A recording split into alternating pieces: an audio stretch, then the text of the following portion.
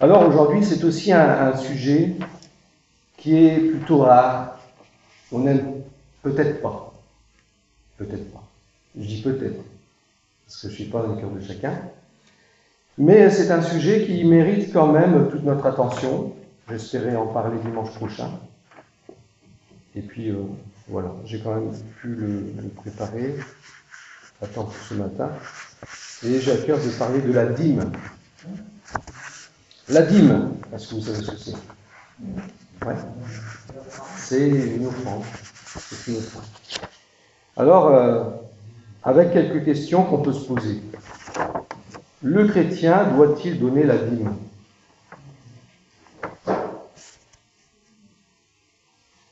Et puis j'ajouterai trois autres questions. C'est comment donner?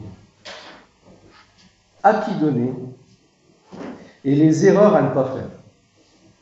Parce que c'est vrai qu'on pourrait faire des erreurs même avec les offrandes. À donner, à vouloir donner, on a un grand cœur quelquefois. Ou peut-être l'inverse aussi. Ça arrive aussi. Et on va en parler ce matin. Alors, avec la montée du faux évangile de la prospérité, je constate, en tout cas personnellement, je ne suis pas le seul, que certains pasteurs au charisme accentué et douteux se permettent de demander la dîme à leurs paroissiens. Justement, il n'y a pas très longtemps, j'ai entendu qu'un pasteur avait demandé la dîme aux paroissiens. Et en plus, il disait, en plus c'est pour moi. Donc, je dis, il est puissant. Il est bon de se poser des questions. Alors là, la première, donc le chrétien doit-il donner la dîme? La pratique de donner la dîme, c'est-à-dire le dixième de son revenu, et je rappelle que le revenu, c'est tout ce qui entre à la maison comme argent, toutes les entrées, donc vous divisez par 10 et vous avez votre dîme. Si vous gagnez 5 000 € par mois, ça fait 500 € par mois. Bon, j'exagère, bien sûr, mais c'est très simple. Si vous gagnez 500 € par mois, ça fait 50 € par mois. Alors, ça commence donc avec Abraham, qui s'appelait alors Abram, sans le H, et lorsqu'il revint en vainqueur, après avoir délivré Lot, son neveu, qui avait été kidnappé avec sa famille, et tous ceux de Sodome et Gomorrhe, ils avaient été kidnappés par des rois qui avaient fait la guerre et qui les avaient emmenés. Donc, il donna la dîme de tout au sacrificateur Melchizedek. Donc, un personnage assez mystérieux, dont la Bible ne parle pas tellement, on ne va pas en parler ce matin. Et c'est écrit dans Genèse 14, verset 20, et Hébreux 7, 1 à 10, qu'on ne va pas lire maintenant. Plus tard, on voit que Jacob décida aussi de donner la dîme à Dieu. On voit dans Genèse, chapitre 28, verset 22. L'expression « donner » montre qu'ils le faisaient de leur plein gré. De leur plein gré. Ils n'avaient aucune pression. Ok? Donc, ils ont donné de tout leur cœur. Ils donnaient à Dieu. Cela devint une obligation légale dans Lévitique chapitre 27, versets 30 à 33. Dans la loi de Moïse, en fait, Dieu avait prévu que les Lévites, et c'est pour ça qu'on le lit dans le Lévitique. Lévitique, en fait, c'était la loi que les Lévites, c'est-à-dire 1/12 du peuple des tribus d'Israël, puisque Lévi, c'est une des 12 tribus d'Israël. Et cette tribu, Dieu a dit, voilà, vous n'allez pas travailler l'agriculture, vous allez être mis à part pour moi, et vous allez faire mon service. Et mon service, c'est quoi? Bien, c'est tout ce qui était la prêtrise, s'occuper des ustensiles, du sanctuaire, du tabernacle à l'époque. Ensuite, dans le temple, au temps de David, de Salomon, c'était les Lévites qui s'occupaient de tout. Hein? Donc, ils vivaient de quoi? Ils vivaient du 10e de ce que tout le monde apportait d'Israël à Jérusalem. Ils apportaient les dîmes. Et puis, avec ça, ils vivaient. Ça pouvait être le 10e d'une récolte de fruits, le 10e d'une récolte d'avoine, de blé, voilà, plein de choses. Et tout ça, c'était amené à Jérusalem pour les Lévites. Donc, les Lévites à part le fait d'avoir des villes lévitiques, ils avaient 49 villes en Israël, ils n'avaient pas de terrain. Ils ne pouvaient pas avoir de terrain parce qu'ils ne devaient pas faire de l'agriculture, mais s'occuper du travail spirituel, de la prêtrise. On peut le lire rapidement dans les versets 30 à 33 de Lévitique pour nous donner une idée de ce commandement qui était donné dans la loi de Moïse et qui dit ceci: toute dîme de la terre, soit des récoltes de la terre, soit du fruit des arbres, appartient à l'Éternel. Et j'aime bien ce mot appartient à l'Éternel. Gardez bien à l'esprit cette petite chose, parce que ça reste toujours vrai. Ça reste toujours vrai. Dans ce sens que ce qu'on donne à Dieu, on le donne à Dieu. Ok ? C'est une chose consacrée à l'Éternel. Si quelqu'un veut racheter quelque chose de sa dîme, il y ajoutera un cinquième, toute dîme de gros et de menu bétail, tout ce qui se passe sous la houlette sera une dîme consacrée à l'Éternel. Donc même les brebis, tout ça. On n'examinera point si l'animal est bon ou mauvais, et l'on ne fera point d'échange. Si l'on remplace un animal par un autre, ils seront l'un et l'autre choses saintes et ne pourront être rachetés. Dès lors qu'on a donné à Dieu, la chose est sainte. Ok ? Alors, ce sont des petites choses intéressantes que nous devons garder comme trame de fond. Du temps de Jésus, on parlait de payer la dîme un peu comme on paie ses impôts. Et on voit dans Matthieu chapitre 23, verset 23, et dans Luc chapitre 11, 42, par exemple, le pharisien et le publicain. Vous vous rappelez de cette histoire-là ? Le pharisien, qu'est-ce qu'il dit ? Moi, je paye la dîme de tous mes revenus. Donc lui, le publicain, c'est un pécheur, un voleur, tout ce qu'on veut. Il dit, moi, je fais ceci, je fais cela. Donc il est en train de se glorifier. Et c'est vrai que les pharisiens allaient jusqu'à 3 fois la dîme. À 3 fois la dîme. Donc ils faisaient certainement un gros sacrifice. Mais on verra plus loin si vraiment c'est un sacrifice ou pas. Donc, seul le pharisien orgueilleux disait « Je donne la dîme ». On le voit dans Luc chapitre 18, verset 12, montrant par là qu'il est généreux. À part 6 autres textes dans Hébreux chapitre 7, verset 2 à 9, où il est question d'Abraham, le mot dîme ne se trouve plus dans le Nouveau Testament. Mais cela ne veut pas dire qu'il ne soit plus nécessaire, sous la Nouvelle Alliance, de donner de son argent. C'est pas parce qu'il n'y a plus la dîme dans le Nouveau Testament que, voilà, donc, ouf. C'est un ouf dangereux. Si sous l'Ancienne Alliance, le 10e de nos revenus appartenait à Dieu, la question qui se pose, devrions-nous faire moins sous la Nouvelle Alliance, qui est une alliance plus excellente, nous dit la Bible. Hébreux chapitre 7, verset 22 nous dit que c'est une alliance excellente parce que l'ancienne alliance ne nous sauvait pas. Mais la nouvelle alliance, c'est la grâce. Jésus a tout donné, il a donné sa vie pour nous. Il est mort pour nos péchés. Il a tout donné, le Père a tout donné, il a donné ce qu'il avait de plus cher, son propre Fils. Et donc, dans cette perspective de don immense, de grâce immense, eh bien, oui, c'est forcément une alliance plus excellente.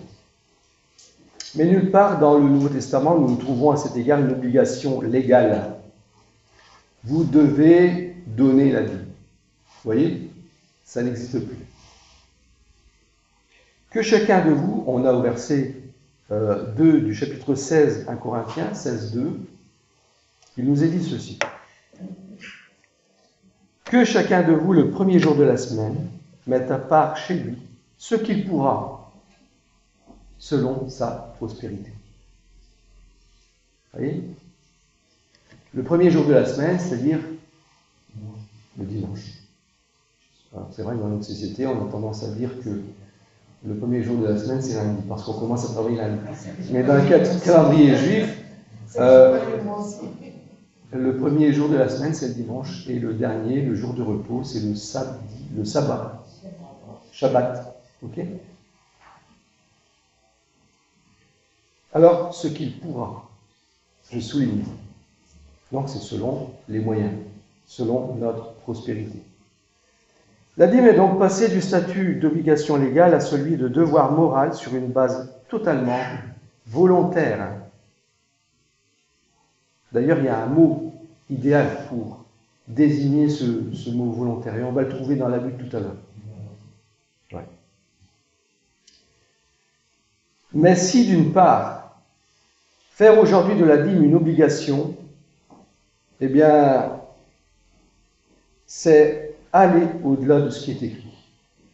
Comme le dit d'ailleurs Paul dans 1 Corinthiens 6, quand il leur écrit, il leur dit je ne veux pas que vous alliez au-delà de ce qu'on vous écrit, qu'on fasse plus que ce qu'on vous demande.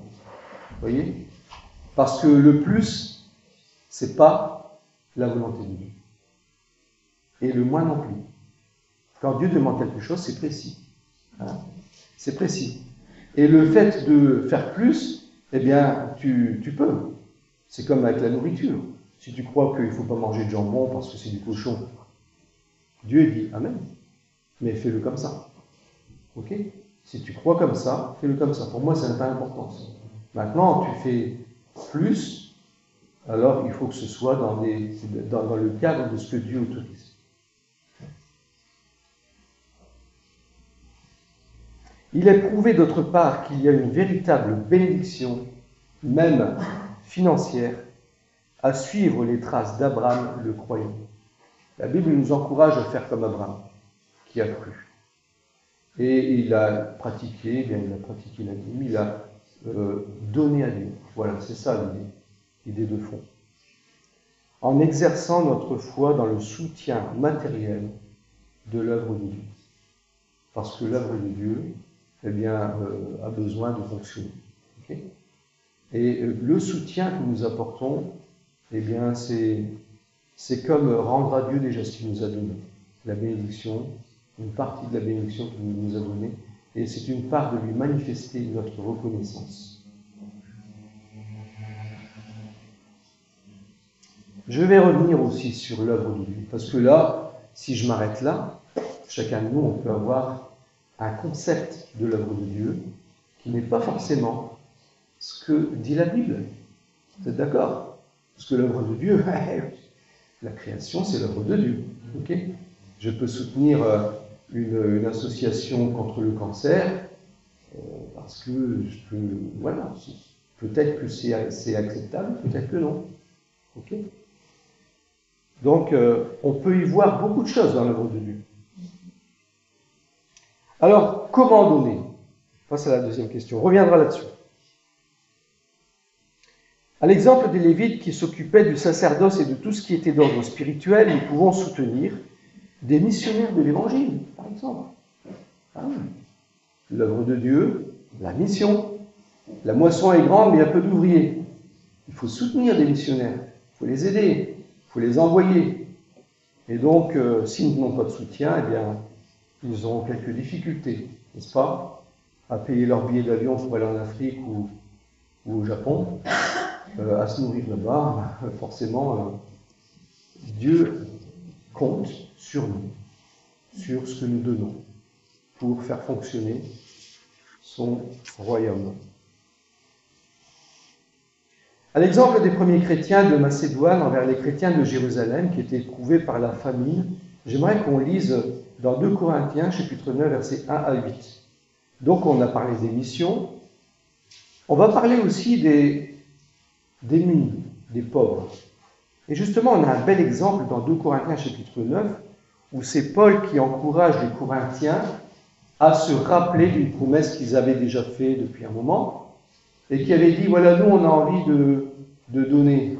On a envie de donner pour ces chrétiens de Jérusalem qui sont en train de passer une famine. Il y avait la famine à Jérusalem, et les chrétiens avaient besoin d'argent pour acheter du pain, pour acheter de la nourriture.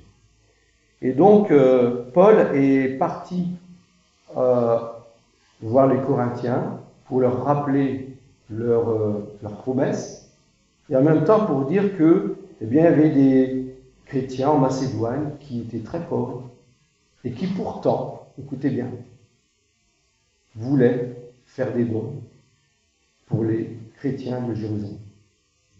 Des chrétiens pauvres qui veulent donner et qui donnent même c'est pas de leur superflu, on verra tout à l'heure que c'est un sacrifice de donner, hein, et dans le but d'aider ces chrétiens de Jérusalem. Au verset 1, on passera rapidement au verset 5, puisqu'il y a quelques versets qu'on n'ira pas pour faute de temps, mais le verset 1, il est dit ceci: « Il est superflu que je vous écrive touchant l'assistance destinée aux saints. » Ça veut dire quoi? Ça veut dire que je n'ai même pas besoin de vous l'expliquer. D'accord? Ça ne mérite même pas d'explication. Et donc, on va aller au verset 5. « J'ai donc estimé nécessaire d'exhorter les frères à me devancer chez vous et à s'occuper de votre libéralité. » Ça vient de quel mot? Libre. Libre.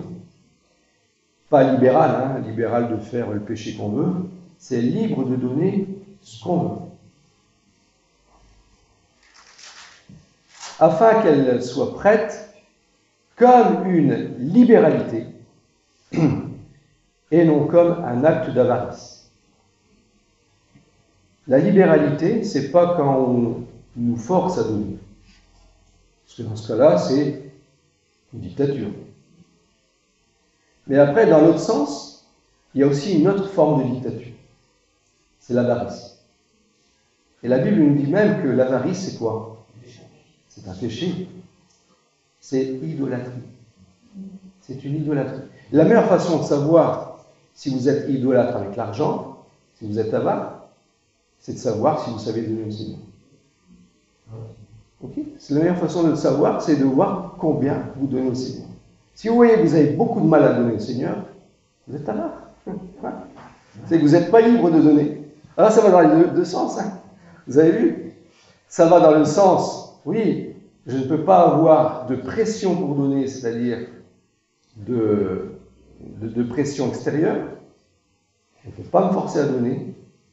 Mais dans l'autre sens, si je n'arrive pas à donner, quelqu'un me retient, là aussi, ce n'est plus une libéralité. Est-ce que c'est clair? Libéralité, c'est-à-dire se sentir libre. Et on va voir plus loin que Dieu demande même plus que ça, plus de précision. Dieu explique encore quelque chose de plus précis concernant l'offrande, pour que ça ait de la valeur à ses yeux. Pour que ça ait de la valeur. Verset 6. Alors, est-ce que donner à Dieu, c'est perdre quelque chose? Il est écrit au verset 6. En fait, celui qui sème peu, moissonnera peu. L'argent est assimilé à de la semence. De la semence. Et qu'est-ce qui se passe quand on met de la semence sous terre? Ça fructifie. Et d'ailleurs, vous savez, en Sicile, ce qui m'a toujours étonné, c'est que l'argent, ils disent pas argent. Ils disent grana. Ils grana. En fait, je me suis toujours dit, mais c'est biblique. C'est en sicilien. Mais en fait, la Bible dit que eh bien, c'est comme le blé, effectivement. Celui qui moissonnera, sème peu, moissonnera peu. Et celui qui sème en abondance, moissonnera en abondance. Et voilà un principe qui vient de Dieu. Ouais. Parce que quand vous allez semer, il se passe des choses. Et ce n'est pas vous qui les contrôlez, ces choses-là. Quand vous allez semer une graine, eh bien, il se passe quelque chose de miraculeux, parce que vous ne pouvez pas l'expliquer. Mais cette graine est en train de mourir, mais de donner vie à une plante qui va donner vie à d'autres graines, qui vont elles-mêmes donner vie à d'autres plantes. Et c'est quelque chose qui nous dépasse complètement. Ok? On entre ici dans le miraculeux.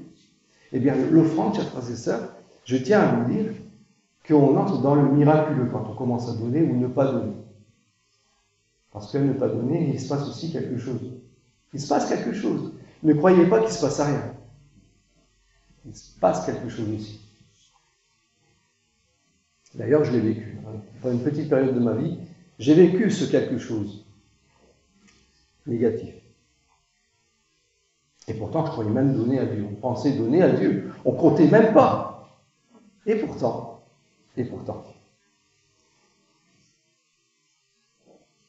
Verset 7. Là, il y a des précisions intéressantes. Que chacun donne comme il l'a résolu en son cœur. Et comment? Comme il a choisi en son cœur. C'est-à-dire sans pression. Tu as choisi, tu réfléchis, tu t'arrêtes un moment, tu dis voilà, je gagne autant, et j'ai envie de faire ceci, ça, je voudrais bien aider. À l'église, on a des projets, là, il y a des missions, il y a ça. Voilà. La Bible nous dit sans tristesse ni contrainte. Sans tristesse. Ah, j'ai perdu 10% de mon salaire. Ou plus. Hein. Ou j'ai mis beaucoup d'offrandes. Pensez-vous que Dieu est indifférent? Ah non, Dieu n'est sûrement pas indifférent. Parce que c'est un acte de foi qu'on est amené à faire. Soit c'est un acte de foi, ou un acte d'avarice. Un acte de foi, si je sais que de toute façon, je le donne au Seigneur, et je le donne avec joie. Ça lui appartient, c'est à lui. Ok, je pars dans l'idée que je ne peux pas garder, c'est pas à moi, c'est à lui. Sans tristesse, parce que Dieu aime, c'est la fin du verset d'ailleurs, Dieu aime celui qui donne avec joie. La joie de donner aussi. Voilà, le plaisir de donner à Dieu. Et Dieu a le pouvoir de vous combler, et c'est là le miracle, de toutes sortes de grâces, afin que, possédant toujours, à tous égards, de satisfaire à tous vos besoins, vous ayez encore, en abondance, pour toute œuvre bonne. Ça veut dire que Dieu peut multiplier cette semence pour que vous puissiez donner encore plus. Donc, parce que vous êtes prêt à donner, alors Dieu est prêt aussi à donner encore plus. Vous voyez?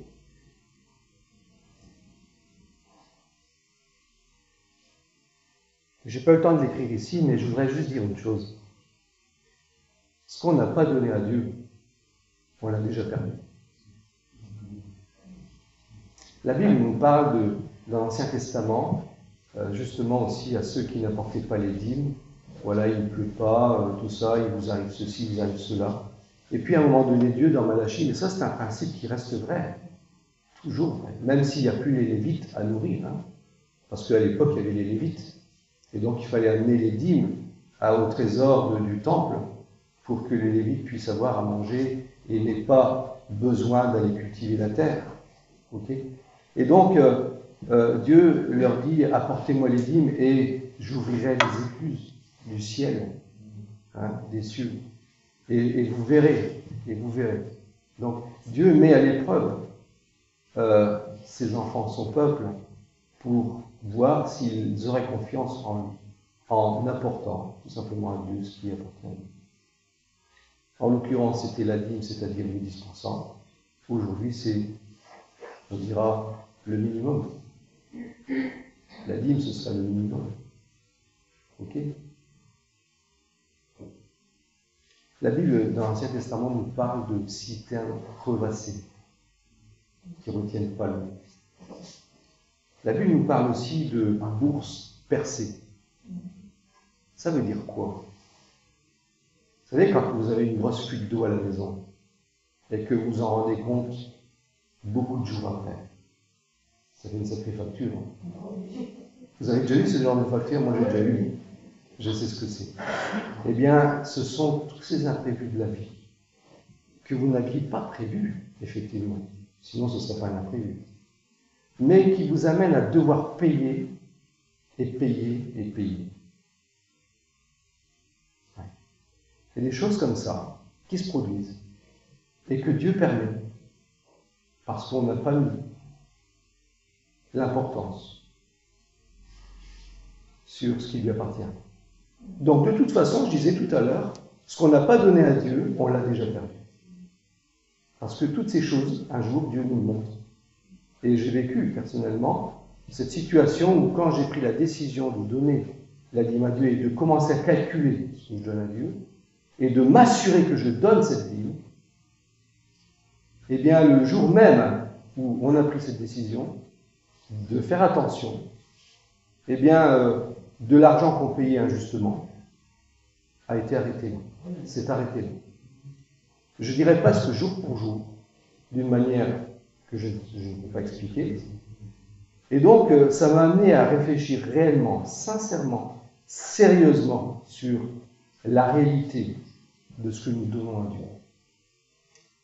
Librement, sans contrainte, avec joie, mais sûrement pas avec avarice. Ok? C'est important. Alors, tout à l'heure, j'ai évoqué un petit peu à qui donner. J'ai parlé d'œuvre de Dieu. L'œuvre de Dieu consiste en tout ce que Dieu a créé, tout ce pourquoi Dieu est d'accord. Donc, on doit prier pour ça et soutenir avec ce que Dieu nous donne, par tous nos moyens.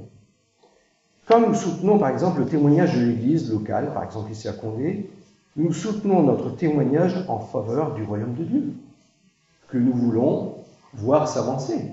Avancer, connaître l'Évangile, faire connaître l'Évangile, maintenir ce groupe de personnes qui aiment le Seigneur ensemble, la possibilité d'avoir ce local, la possibilité de faire des œuvres ensemble, humanitaires, des œuvres pour les pauvres, avec le sel. D'ailleurs, bientôt, le 18 mars, on aura la journée du sel. C'est pour l'église de Condé. Quand je dis l'église, c'est vous tout ça. L'occasion de donner quelque chose qui sera envoyé au sel pour des projets, par exemple, de parrainage, de construire des puits. Bah oui, parce que dans un village qui n'a pas d'eau, qu'est-ce qu'il fait? L'eau, c'est la vie. Mais vous offrez un puits qui coûte 2 à 3 000 euros, et puis c'est tout de suite 100 personnes qui vont pouvoir vivre. 100 familles, je dirais. Vous voyez, donc, il y a les pauvres, il y a les chrétiens persécutés.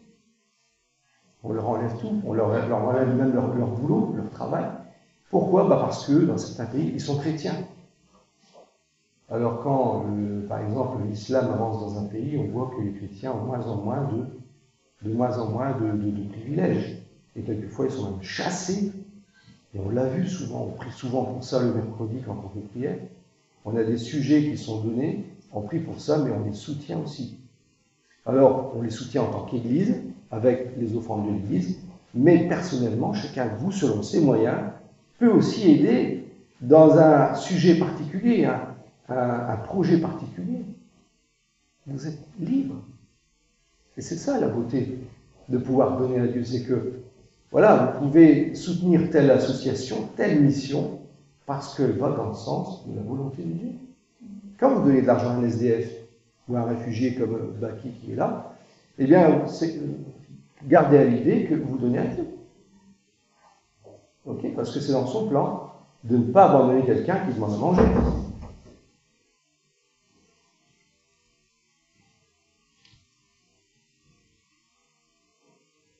On peut soutenir aussi. Je l'ai reçu hier. Justement. Moi, quand je dis ça, ça me démonte. Et c'est pourquoi je soutiens aussi ça. Droit de naître. Je ne sais pas si vous savez ce que c'est. C'est une association. Je ne sais pas si c'est chrétien, mais je vais vous dire une chose. Le peu que j'ai dedans, j'ai l'impression que c'est des chrétiens. Je ne suis pas sûr que ce soit des chrétiens. Et je les soutiens parce qu'ils luttent contre l'avortement. Contre l'avortement. Et quand je dis ce qui se passe maintenant par rapport à l'avortement, vous seriez choqués, je vous le dis bien. C'est terrible. Des choses impensables. On va obliger même les médecins qui ne sont pas d'accord à devoir avorter, même s'ils ne sont pas d'accord. Vous voyez, donc la loi prend des tournures actuellement qui sont graves.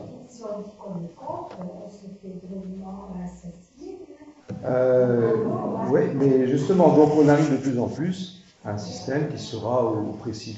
Et on comprend, quand on lit l'Apocalypse, ça se comprend très bien.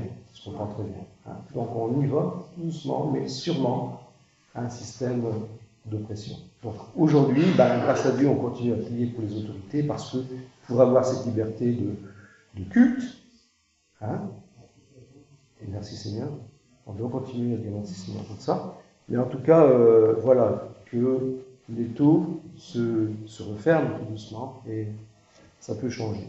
Donc, moi je soutiens Droit de naître, l'Église soutient Ad-Pervi, qui est aussi une association les chrétiennes protestantes qui lutte contre l'avortement. On a aussi la possibilité de soutenir une association comme Chrétiens Amis d'Israël. Amis d'Israël, parce que moi je suis ami d'Israël. Dieu aime Israël, donc moi je l'aime aussi. Et donc, voilà, s'il y a des chrétiens qui reçoivent des missiles là-bas, et dans leur maison, ils auront leur maison explosée, et puis voilà, ils vivent dans des refuges, ou alors ils doivent reconstruire, voilà. Et donc, il y a une association qui les soutient, qui les aide, de l'argent qui vient d'ailleurs pour bénir ces chrétiens, ces personnes. Donc, oui, c'est un plan de Dieu. Et par exemple, si on met pour porte ouverte, ça fait partie de la vie aussi.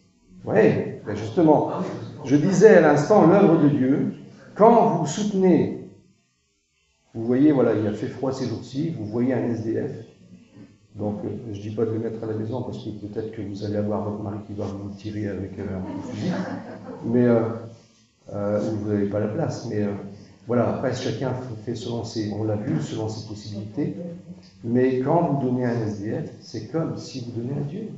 Je répète. Si des sacs de tout ça, même les enfants, c'est pas oui, mais on sort du sujet. On entre dans un sujet. Je reste sur le sujet des offrandes, ok?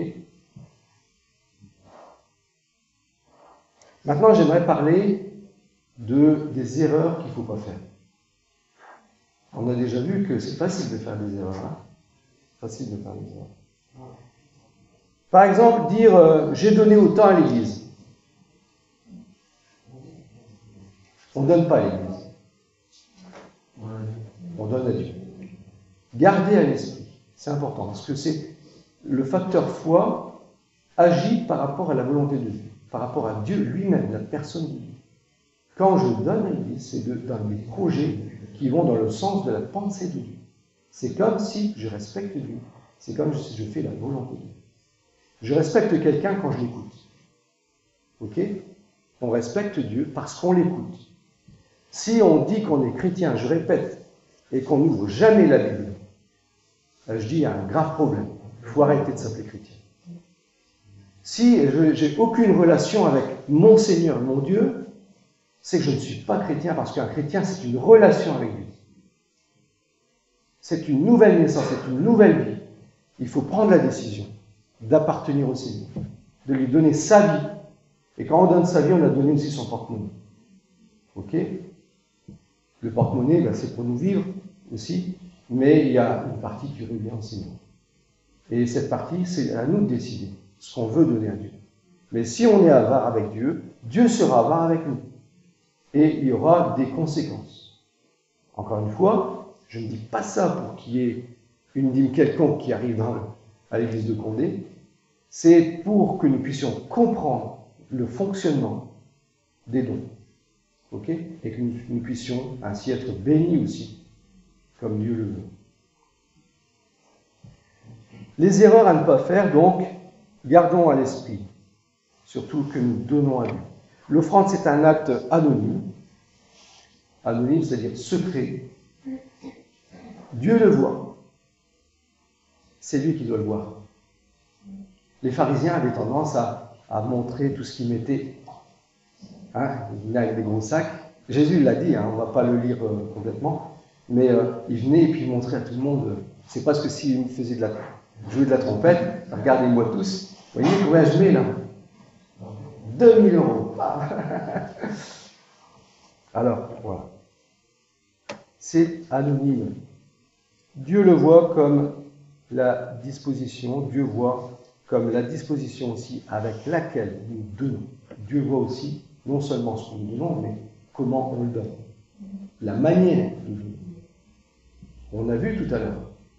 Avec joie. Sans tristesse. Ok? Sans tristesse, avec joie. sans contrainte aussi. Il n'y a pas de pression. Il n'y a pas de pression. Dans le chapitre 6 de Matthieu, quand tu fais l'aumône, que ta main gauche ne sache pas ce que fait ta droite. Donc, main gauche et main droite, ils ne sont pas loin maintenant. Vous voyez? Donc, ça montre quand même que, voilà, ça reste quelque chose de secret. Ensuite, une autre erreur à ne pas faire, avec l'offrande de la veuve, on apprend quelque chose. Vous vous rappelez la veuve? Voilà. Luc 21, verset 1 à 4. Luc 21, 1 à 4. Jésus, ayant levé les yeux, vit les riches qui mettaient leurs offrandes dans le tronc. Il vit aussi une pauvre veuve, la Bible dit bien une pauvre veuve, qui mettait 2 petites pièces. Et il dit, Jésus dit, je vous le dis en vérité, cette pauvre veuve a mis plus que tous les autres. Ça veut dire quoi? C'était précieux pour Ben oui, ça allait lui rester pour vivre. C'est d'ailleurs ce que dit Jésus dans le verset suivant. Il dit, je vous le dis en vérité, car c'est de leur superflu que tout cela, les pharisiens, ont mis les offrandes dans le tronc, mais elle a mis de son nécessaire tout ce qu'elle avait pour vivre, de son nécessaire. Et en fait, quand on parle d'offrande qui est agréée par Dieu, eh bien c'est cet argent nécessaire. C'est un sacrifice de donner la vie. Vous avez compris? Admettons que je gagne 10 000 euros par mois. Je donne la dîme. Il me reste combien? 9 000. Est-ce que c'est un sacrifice? Non, pas vraiment, si. Ça se voit pas tellement. Hein. Ok? Bah ouais, ça se voit pas tellement. Et justement, je suis content que André a dit la semaine dernière, non, il y a 2 semaines, il a parlé de quelqu'un, Le Tourneau. Je ne sais pas si ça vous dit quelque chose. C'est un nom à moi qui me parle beaucoup. Il avait parlé de Le Tourneau, ce chef d'entreprise qui donnait jusqu'à 90% de son revenu à Dieu. Donc il lui restait 10%. Vous savez, en Amérique, quand ce frère voyageait pour parler de comment Dieu dirigeait ses affaires, eh bien certains l'ont critiqué parce qu'il voyageait en avion. Mais est-ce que ces personnes qui auraient critiqué auraient eu le courage de donner 90%? Ok? Donc c'est important de considérer. Vous savez, il y a une quarantaine d'années, il y a 40 ans de ça, je me souviens de ce livre que j'avais commencé à lire.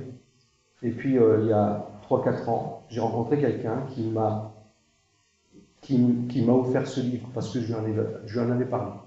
Parce que tout simplement, quand je suis arrivé dans l'usine où je travaille aujourd'hui, eh bien, j'ai vu les engins qui étaient construits par cet entrepreneur. Ce sont des chargeurs qui peuvent soulever, qui peuvent ramasser la roche qui est cassée pour faire le ciment, pour faire le caillou. Et il peut soulever 150 tonnes. Donc c'est énorme. Ce sont des engins énormes. Les roues sont plus hautes que ce plafond. Donc c'est vraiment des très gros engins. Et la première fois que j'ai vu ces engins, de près, j'ai dit gloire à Dieu. Parce que j'ai compris que cet homme a été béni, mais quand je vois ce qu'il fait, ce qu'il a fait, je dis c'est vraiment une merveille technologique. Donc, ouais, je ne suis pas surpris de ce genre de choses, parce que je crois que dès lors qu'on donne à Dieu, eh bien Dieu le rend. L'entreprise Le Tourneau, eh bien, une grande partie des revenus de l'entreprise allait à la mission. Allait aux missions. Donc, et eux, ils arrivaient encore à investir. Pour arriver à faire ces gens-là, bah oui, il fallait que ça fonctionne, parce que sinon, ils n'auraient jamais réussi. Donc, voilà pour la petite anecdote. Mais l'offrande de la veuve. Eux, ils ont mis leur superflu. Les pharisiens ont mis leur superflu. Ils ont été chatouillés quelque part sur leur porte-monnaie. Par contre, cette pauvre veuve, elle c'est pas des chatouilles, c'est vraiment une souffrance. Parce que peut-être elle aurait pu encore acheter un pain. Et elle n'a pas acheté ce pain, elle l'a donné à Dieu. Et donc, le Seigneur met en avant cette manière de donner, qui est un sacrifice. David lui-même, quand un jour il voulait faire un sacrifice à Dieu, eh bien, il y avait un homme qui s'appelait Ornan, et il lui a dit, prends ces bœufs et cette charrue, ces bœufs ils n'ont jamais tiré la charrue, et fais ton sacrifice, je te les donne gratuitement. Vas-y, dépêche-toi, parce que l'ange de l'Éternel est en train de faire un jugement d'Israël à cause de l'erreur, d'une bêtise de David. Et David, il a dit, non, un sacrifice gratuit, c'est pas un sacrifice, je te le paye. Et donc, il les a payés. Vous voyez? Donc, l'idée du sacrifice est quelque chose qui coûte à notre porte-monnaie, qui coûte à notre vie, qui représente ce qui nous fait vivre.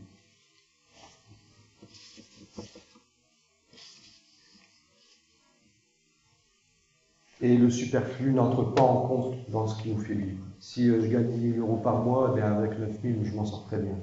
Je peux encore faire une croisière tous les mois. Hein, okay. Conclusion, donc Luc 12, 15. Puisqu'il leur dit, gardez-vous avec soin de toute avarice, car la vie d'un homme ne dépend pas de ses biens. Fut-il dans l'abondance? Gardez-vous de toute avarice. La vie d'un homme ne dépend pas de ses biens. C'est vrai que tout ce qu'on aura amassé, tout ce qu'on n'aura pas donné à Dieu pour s'enrichir un peu plus, eh bien, on ne l'emmène pas au ciel. On ne l'emmènera pas au ciel. Par contre, même si on a payé un verre d'eau à quelqu'un, on va le retrouver au ciel. La Bible nous dit que même un verre d'eau frais, c'est comptabilisé. Dieu, il est précis. Vous voyez? Donc, moi, des biens comme ça, qui durent toujours, qui ne vont pas juste durer 10 ans, peut-être 20 ans, peut-être même 50 ans, mais des biens qui vont durer toute l'éternité, c'est des biens que je voudrais toujours avoir. Amen. Amen.